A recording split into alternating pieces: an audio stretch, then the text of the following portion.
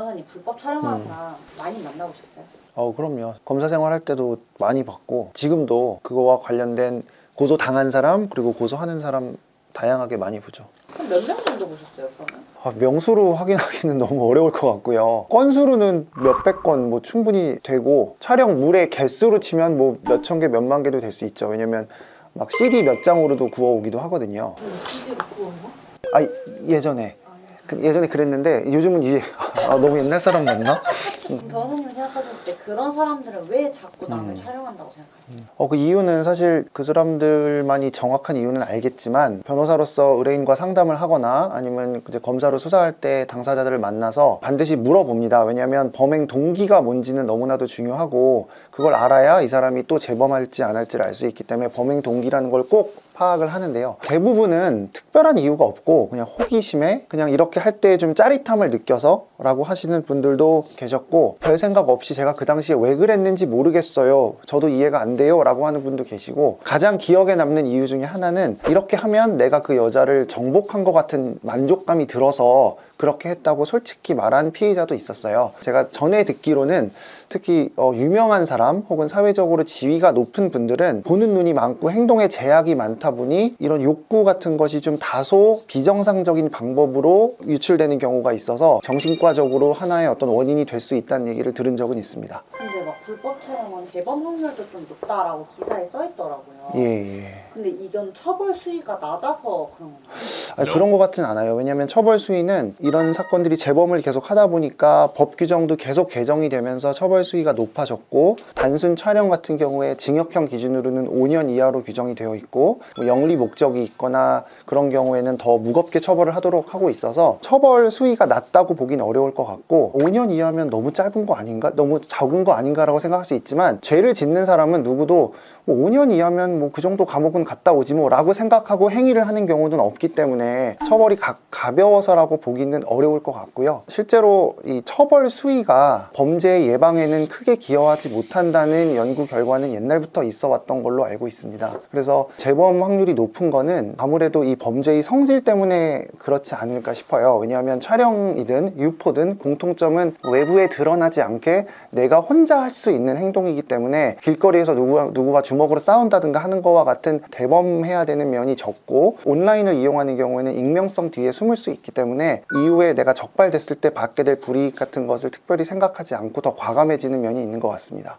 한 명을 촬영한 게 아니라 몇백 명, 몇천 명을 촬영했어도 네. 같은 형량인가요? 그렇진 않습니다. 처벌 수위를 정함에 있어서는 여러 가지 요소들을 봐야 되지만 이 행위가 얼마나 중대한지 그리고 피해의 정도가 얼마나 큰지를 따져볼 수밖에 없는데 피해자가 한 명인 것과 여러 명인 것은 당연히 다를 수밖에 없고 같은 명수의 피해자라 하더라도 어떤 방법으로 어떤 피해를 줬냐는 건 다르기 때문에 그러나 여기서 주의하셔야 될 것은 판결을 선고하거나 어떤 결과가 나왔을 때는 피해자가 한 명일 경우에는 요만큼 처벌을 받아야 되는데 10명이니까 곱하기 10해서 이만큼이다 이런 식으로 알려주는 건 아니고 전체를 종합해서 이 정도 형량이 적당하다라고 선고가 됩니다. 그러면 제가 불법 촬영물의 피해자예요. 근데 피해자의 경우도 변호사 선임이 필요한가요?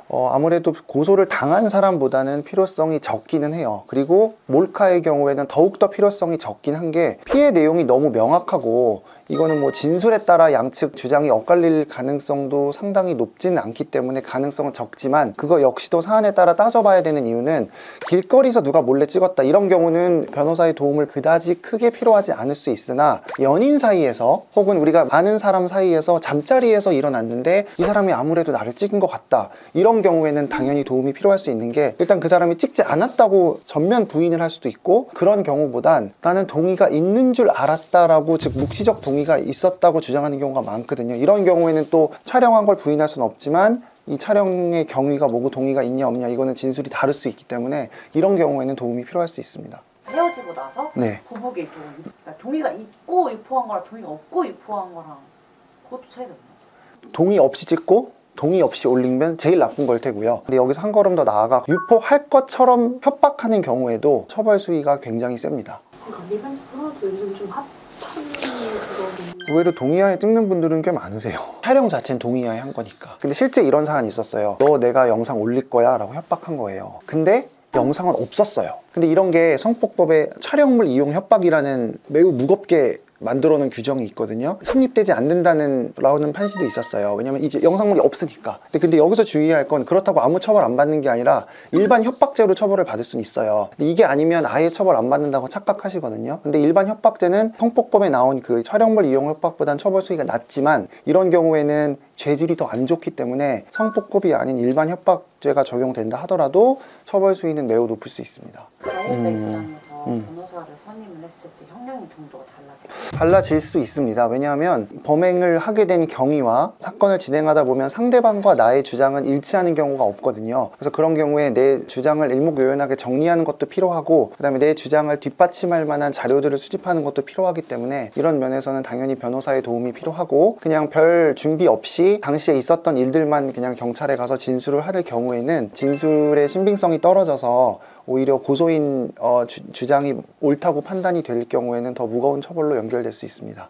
그러면 길거리에서 몰래 촬영당한 거랑 화장실에 몰래 들어와서 촬영한 거랑 이거 같은 형량을 받아요? 형량은 다를 수밖에 없는데 지금 그 두 사례에서만 굳이 일반화시켜서 말씀을 드리면 화장실에 몰래 가서 한 게 당연히 더 죄질이 안 좋다고 볼 수 있겠죠.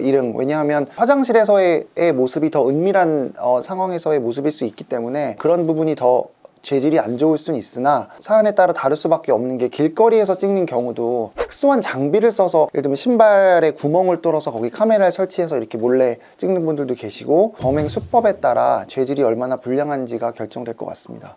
그러면 이렇게 불법 촬영된 피해자들을 위한 방법은 어떤 게 있어요?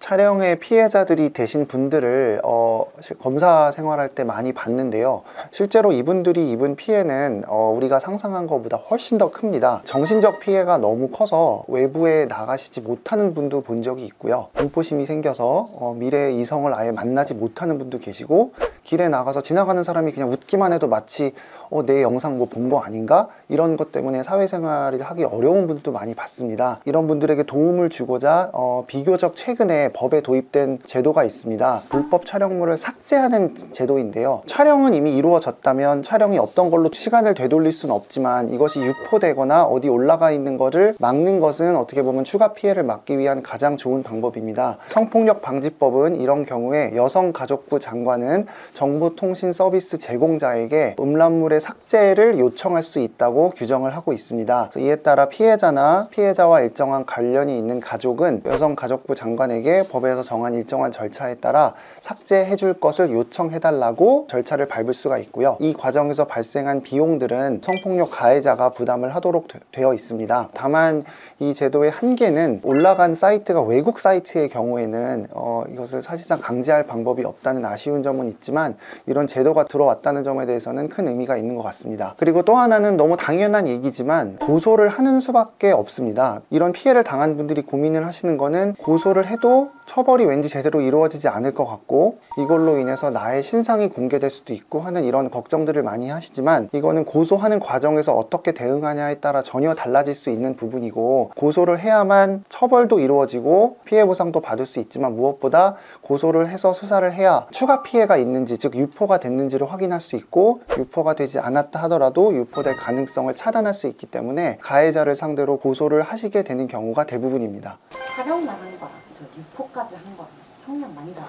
그거는 하늘과 땅 차이라고 보시면 되고 만약에 유포를 했는데 그 유포한 게 그냥 지인한테 보낸 걸 넘어서 온라인에 올렸다 그러면 거의 100% 구속된다고 보시면 되고요. 그냥 촬영만 한 거랑 그 다음에 꼭 온라인까지 아니어도 친구끼리 돌려봤다 이런 경우에도 형량 차이는 매우 큽니다. 오늘은 불법 촬영하는 사람들의 심리는 어떻고 이런 경우에 처벌 수위는 어떻게 되는지에 대해서 간략하게 말씀을 드렸습니다. 처벌 대상이 되는 불법 촬영물이 뭔지에 대해서는 이전에 촬영한 영상을 참고해 주시면 좋을 것 같습니다. 몰카 사건이 가볍지 않고 중한 처벌로 연결되는 이유는 촬영물의 반복 재생으로 인해서 피해자가 입게 되는 피해가 무한히 반복될 뿐만 아니라 유포될 수도 있기 때문입니다. 다만 실제 사건에서는 명확한 불법 촬영의 경우보다는 주로 연인 사이에서 발생한 불법 촬영인데 이런 경우에 과연 이것이 동의 없이 한 것으로 볼 수 있느냐에 대해서 치열하게 다투어지는 경우가 매우 많습니다. 불법 촬영하는 거는 당연히 처벌받아야 되는 나쁜 행위이지만 이렇게 억울한 상황에 혹시 놓이게 되는 경우에는 전문가랑 한번 상의를 받아보시기를 추천드립니다. 여러분들의 이야기를 잘 들어줄 수 있는 변호사님을 만나셨으면 좋겠습니다. 감사합니다.